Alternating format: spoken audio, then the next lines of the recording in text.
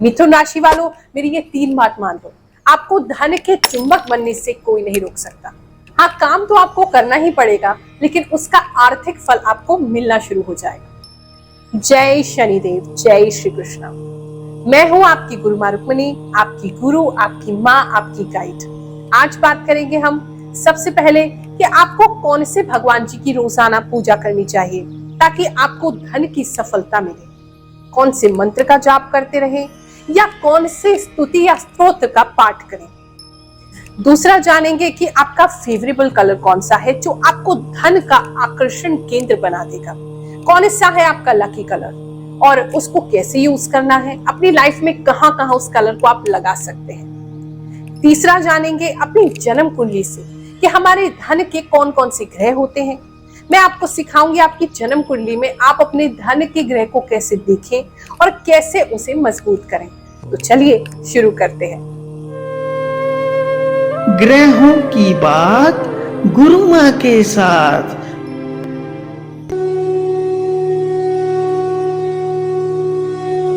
सबसे पहली बात जो धन के चुंबक बनने के लिए आपके लिए जरूरी है वो है अपने घर में नियमित रूप से पूजा करना। लेकिन अक्सर लोग मेरे पास आते हैं और कहते हैं कि गुरु माँ हम पूजा किसकी करें, किसकी पूजा करने से हमें आर्थिक लाभ होगा, लाइफ में हमारे धन की कमी नहीं होगी, धन की तंगी घर में नहीं आएगी। एक बात को हमेशा याद रखें, आप अगर घर गृहस्थी में हैं तो घर गृहस्थी में भगवान श्री विष्णु और माता लक्ष्मी की पूजा जरूर करनी चाहिए, क्योंकि हमारे पालनहार तो भगवान विष्णु ही है और उनकी अर्धांगिनी माता लक्ष्मी वही तो हमें धन संपदा देगी, संपत्ति देंगी। जो भी चीजें आप गृहस्थी को सजाने के लिए चाहते हो, गृहस्थी को अच्छे से चलाने के लिए चाहते हो, वो लक्ष्मी जी ही तो देंगी। तो इसीलिए आपको लक्ष्मी जी और विष्णु की पूजा नियमित रूप से रोजाना करनी चाहिए। और उससे पहले कोई भी घर में पूजा शुरू करो, गणेश जी की पूजा जरूर करनी चाहिए, ताकि आपके पूजा पाठ में जो आप भगवान से प्रार्थना कर रहे हो उसमें कोई विघ्न बाधा ना आए। वो सर्व पूज्य देव है, सबसे प्रथम उनको पूजा जाता है। तो आपने गणेश जी को पहले ध्यान करना है, उनकी पूजा करनी है, उसके बाद विष्णु जी और लक्ष्मी जी को साथ में पूजना है। अब हमारी सबसे बड़ी गलती ये है कि हम लक्ष्मी जी को केवल दिवाली पे पूजा करते हैं। अब माता लक्ष्मी को कभी कभी याद करोगे तो वो भी तो भूले बिसरे ही तुम्हारे घर आएंगे, रोज रोज तो आएंगे नहीं। अगर रोजाना उनको घर में बुलाना है, अपने धन को, भंडारों को भरे रखना है, अपने पैसों को कोई दिक्कत ना हो, हर तरफ से आते रहे, हर खर्चा, हर जरूरत आपके घर की पूरी होती रहे, उसके लिए माता लक्ष्मी की रोजाना पूजा करो। और विशेष रूप से उनका जो श्री सूक्त है, जो ऋग्वेद में जो ऋचाएं दी गई है उसमें श्री सूक्त नाम का एक पाठ है। इस पाठ को रोजाना आपको करना चाहिए। अगर संस्कृत पढ़ नहीं सकते हैं तो कम से कम आप इसको सुने। कहते हैं जो भी व्यक्ति इन 15 ऋचाओं का पाठ करता है, माता लक्ष्मी हर ओर से हर दिन उसके घर आती ही रहती है। और ये मैंने स्वयं अनुभव किया है। मेरे जितने भी भक्त हैं, जितने भी शिष्य हैं पूरी दुनिया में, अगर उनको धन संबंधी कोई दिक्कत होती है तो हम यही सजेस्ट करते हैं। अपने स्वयं के लिए भी बहुत समय से, क्योंकि एक मंदिर को चलाने के लिए, एक आश्रम को चलाने के लिए, एक धार्मिक संस्था को चलाने के लिए भी तो अर्थ की आवश्यकता है। तो उसको चलाने के लिए मैं स्वयं इसका प्रयोग करती हूँ। और मेरे जितने भी भक्त हैं जब उनको आर्थिक दिक्कत आती है तो वही सजेस्ट करती हूँ। आप लोगों के लिए जो हमने 9 ग्रह का लॉकेट बनाया है, जिसे हम सर्व मनोकामना सिद्धि लॉकेट कहते हैं, उसमें भी हमने एक कर कौड़ी लगाई है, क्योंकि माता लक्ष्मी को कर कौड़ी बहुत प्रिय है। और जब हम इस कर कौड़ी को माता लक्ष्मी की ये जो श्री सूक्त का जो स्तोत्र है, जो पाठ है, जो ऋचाएं हैं, इससे हम मंत्र सिद्ध करते हैं तो तब उसका फल आपको कई गुना होकर के मिलता है। माता लक्ष्मी प्रसन्न होती हैं। और जितने भी लोगों ने आज तक सर्व मनोकामना सिद्धि लॉकेट पहना है उनके आर्थिक समस्या जरूर दूर हुई है। अगर आपको धन संबंधी ऐसी समस्या है तो आप श्री सूक्त का रोजाना पाठ करें। और चाहे तो हमारी गुरुमा फाउंडेशन एवं शनिपीठ मंदिर से आप लॉकेट भी अपने लिए मंगा सकते हैं। इसके साथ ही बहुत इंपॉर्टेंट बात आपको बताती हूँ, कुबेर जी की स्थापना भी आपको अपने घर में जरूर करनी चाहिए। कुबेर जी धन संपत्ति के देवता हैं। जैसे माता लक्ष्मी है, प्रॉस्पेरिटी देती है, पूरा जितना भी ऐशो आराम है वो माता लक्ष्मी की कृपा से मिलता है। लेकिन धन जो है, जो जो कोष है, जो कोष भरता है, वो कुबेर जी की कृपा से बढ़ता है। अब आपको कुबेर जी को दिवाली पे स्थापित करना चाहिए और उनकी मूर्ति भी हर दिवाली चेंज करनी चाहिए, क्योंकि मिट्टी की जो प्रतिमा होती है, मिट्टी की जो मूर्ति होती है, वो खंडित हो जाती है। जैसे जैसे आप पूजा करोगे, तिलक लगाओगे, उनको माला चढ़ाओगे, तो जगह जगह से वो खंडित होने लगती है। तो इसीलिए हर दिवाली उसको चेंज करते हैं। अब दिवाली पे ऐसा नहीं एक बार आपने पूजा किया, भगवान को लेके आए और फिर वो पढ़े और पढ़े हुए बस धूल खा रहे हैं, ऐसा कभी मत करो। उनको रोजाना पूजा करो, कुबेर जी की पूजा भी करो, आपको धन संबंधी दिक्कत कभी नहीं आएगी। और साथ ही एक और स्तोत्र होता है, कनक धारा स्तोत्र, जो आदि शंकराचार्य जी ने हमको दिया है।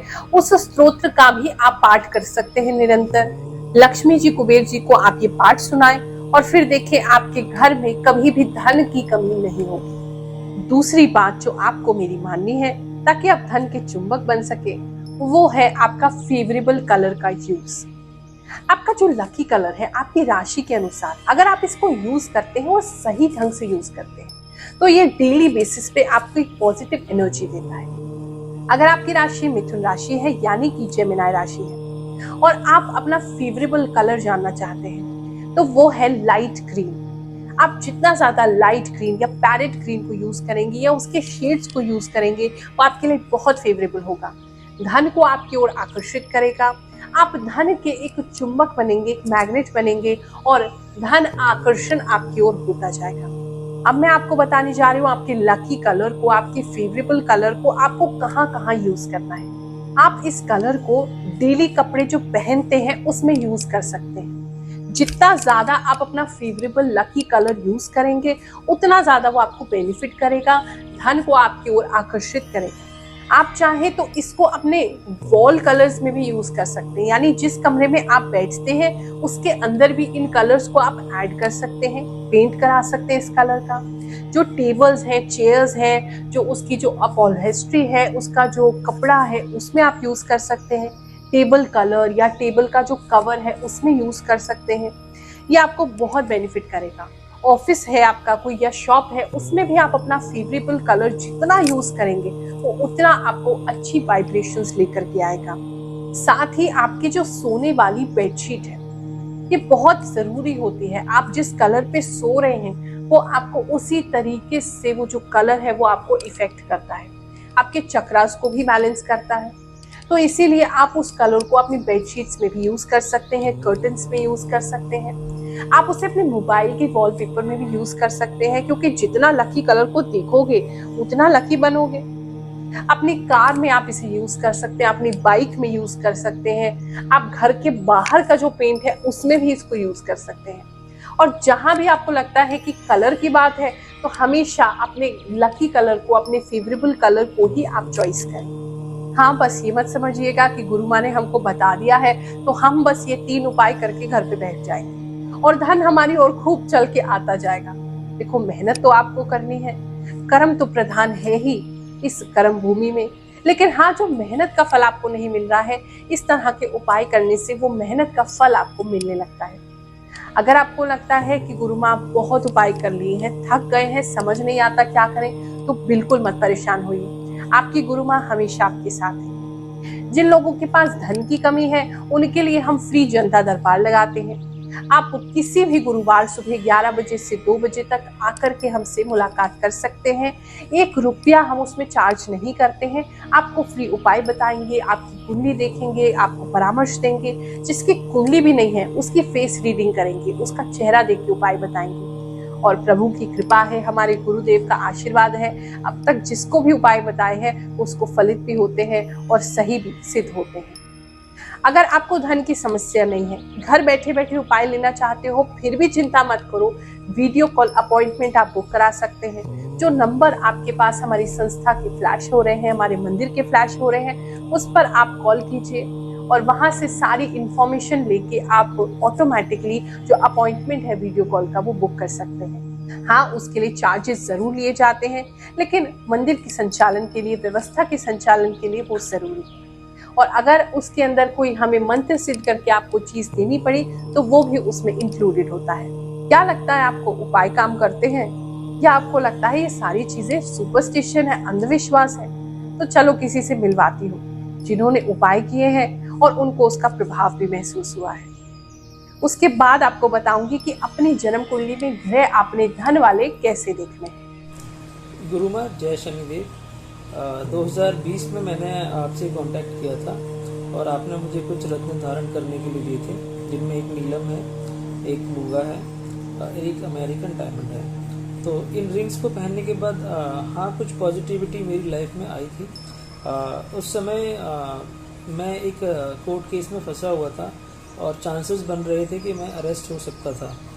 अरेस्ट उस केस में, जो कि एक ऐसा केस था जिसमें फेक FIR दर्ज हुई थी। आपने बताया था कि अरेस्ट होने के चांसेस हैं, लेकिन आई थिंक आपने जो स्टोन्स पहनाए थे उनसे मैं अभी तक बचा हुआ हूँ। और 2020 में सभी के काम डाउन हो गए थे, लेकिन फॉर्चुनेटली हमारा जो बिज़नेस था कैरियर का, सप्लाई चेन मैनेजमेंट का, ये बहुत ज़्यादा बढ़ गया था, जिसकी वजह से मुझे बाकी लोगों की तरह काम नहीं छोड़ना पड़ा था।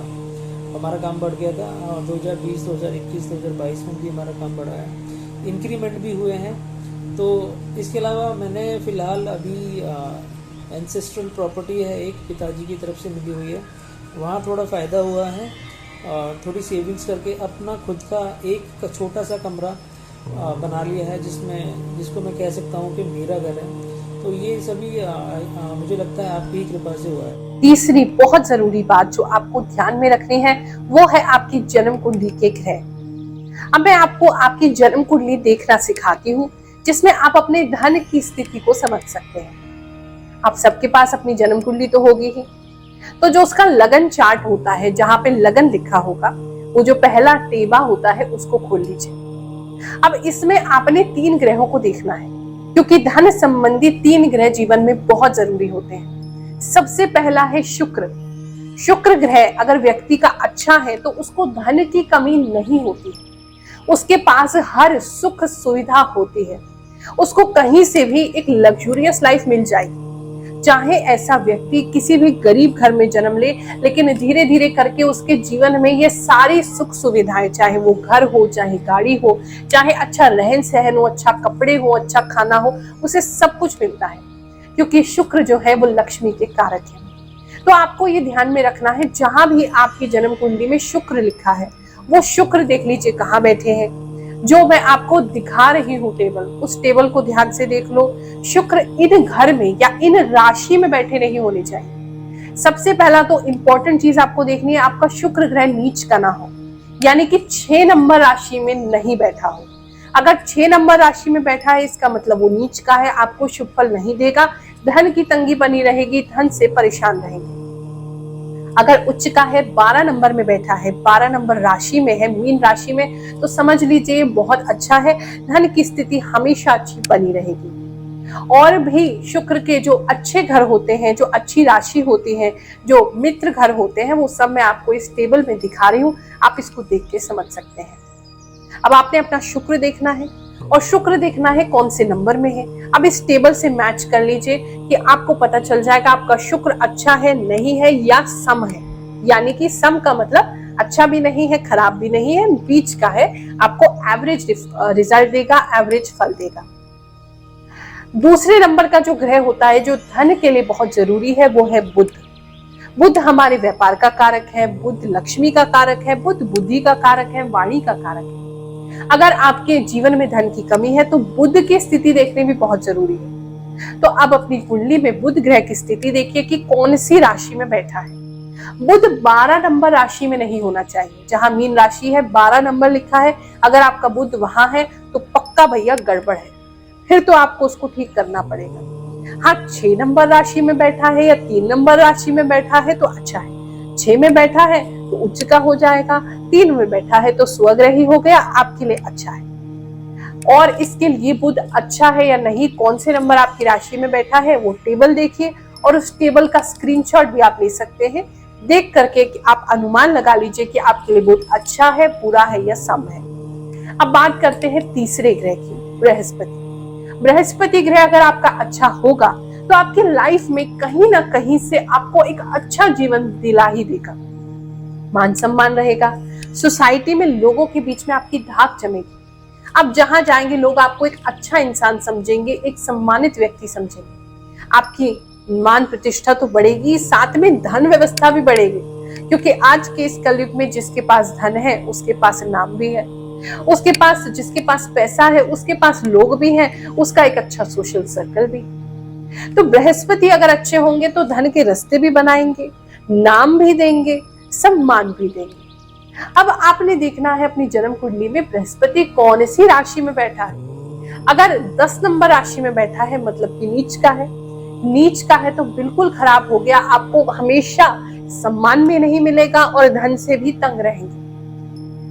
अगर आपका जो बृहस्पति ग्रह है वो अच्छी जगह बैठा है, यानी कि 4 नंबर राशि में बैठा है, कर्क राशि में बैठा है तो उच्च का है, अच्छे फल देगा। अपनी ही राशि में बैठा है, धनु में बैठा है, मीन में बैठा है, यानी 9 नंबर में है, 12 नंबर में है तो भी अच्छे फल देगा। बाकी आपकी कौन सी राशि में है आप उस टेबल से टैली कर सकते हैं। अब ये तो मैंने आपको बेसिक एक बता दिया, वैसे बहुत सारी चीजें और देखी जाती हैं धन की स्थिति के लिए, लेकिन एक बेसिक आइडिया मैंने आपको दे दिया है। अब इसमें मान लीजिए कोई ग्रह आपका किसी क्रूर ग्रह के साथ बैठा है तो उसका प्रभाव कम हो जाएगा, किसी ग्रह की दृष्टि उस पर पड़ रही है, राहु केतु परेशान कर रहे हैं तब भी दिक्कत आती है, लेकिन फिर भी मोटा मोटा इससे आप आंकलन कर सकते हैं कि आपके धन की स्थिति जीवन भर कैसी रहेगी और कैसे इसको बढ़िया भी करना है, वो भी मैं अभी आपको लास्ट में बताऊंगी, तो वीडियो को छोड़ के मत जाइएगा। अब दूसरी एक और चीज आपको अपनी जन्म कुंडली में देखनी है। जन्म कुंडली में 1 से लेकर के 12 घर होते हैं, जैसे कि आपको स्क्रीन पर दिख रहे हैं। कौन सा घर किस चीज के लिए होता है वो भी मैं आपको स्क्रीन पर दिखा रही हूँ। अब इसमें धन के लिए दूसरा घर और एकादश घर यानी कि 11वां घर, ये बहुत इंपॉर्टेंट है।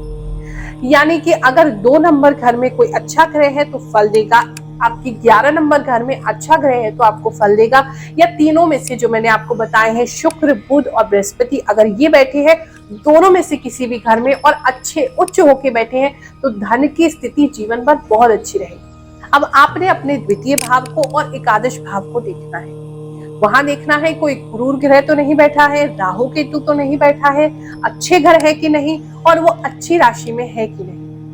और ऐसे ही इसके आगे भावेश की स्थिति भी देखी जाती है, यानी कि उस भाव का जो स्वामी है उसकी स्थिति क्या है, उसके हिसाब से भी हम देखते हैं।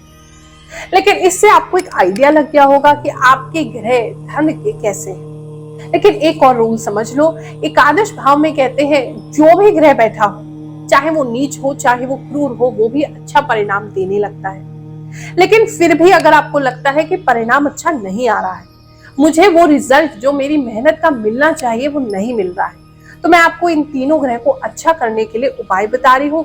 इस उपाय को आप फॉलो करिए, छोटे छोटे घरेलू उपाय हैं, आपको धन की स्थिति जरूर बेहतर होती हुई दिखाई देगी। मात्र 21 दिन करके देखो, बहुत चीजें बेटर होंगी। उसके बाद एक बार आकर के या तो गुरु माँ से दिल्ली में मिलना, नहीं तो मुझे फोन कर लेना, वीडियो कॉल अपॉइंटमेंट ले लेना, मैं आपको आगे क्या करना है वो बताऊं। आपका शुक्र ग्रह अच्छा नहीं है, आपको पता चल गया है, नीच राशियों में बैठा है या शत्रु राशि में बैठा है, ऐसे में क्या करेंगे, शुक्र को अच्छा करो। बलवान करने के लिए क्या करोगे, उसके लिए आपको रोजाना परफ्यूम का यूज करना है।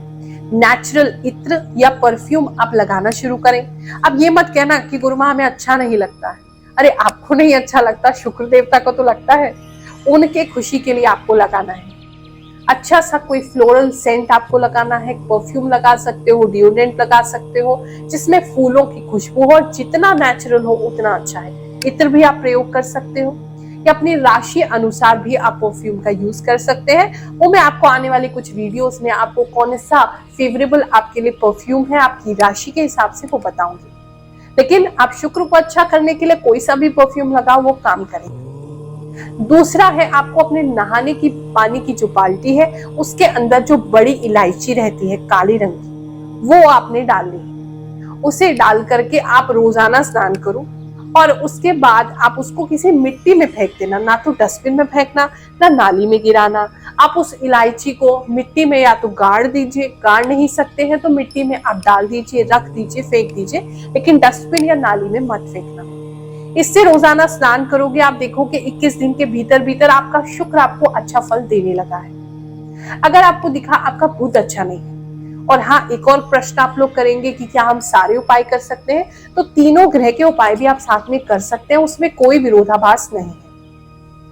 अब मान लो आपका बुध ग्रह अच्छा नहीं है, आपको पता चला नीच राशि में है या शत्रु राशि में है। ऐसी स्थिति में आपने क्या करना है? आपने रात के समय हरे मूंग की दाल साबुत लेके आनी है, उसको भिगोना है 1 मुट्ठी, और भिगोने के बाद जब वो मुलायम हो जाए सुबह के समय अपने खाने से पहले उसे पक्षियों में या कबूतरों के बीच में डाल दीजिए। दूसरा उपाय करना है, आपके आसपास जो भी माता का मंदिर हो, देवी माँ का मंदिर हो, वहां सेवा करो। तन मन धन जो आप कर सको वहां सेवा दो। आप देखोगे आपके बुध ग्रह अच्छे होने लगे हैं। अब बात करते हैं बृहस्पति की। अगर आपका बृहस्पति ग्रह अच्छा नहीं है तो उसके लिए क्या करेंगे? उसके लिए आपने किसी गुरुकुल, जहां पर के वैदिक शिक्षा दी जाती हो, जहां बच्चों को धर्म सिखाया जाता हो, अच्छा ज्ञान दिया जाता हो, वहां कुछ भी सेवा करनी है या दान करना है। वहां दान करने से बृहस्पति बहुत प्रसन्न होंगे, आपको अच्छे फल देंगे। दूसरा आपको करना है बृहस्पति के लिए, आपने अपना जो पूजा घर है, जो मंदिर है या मंदिर का कमरा है, उसे खुद साफ करना है और रोजाना साफ करना है।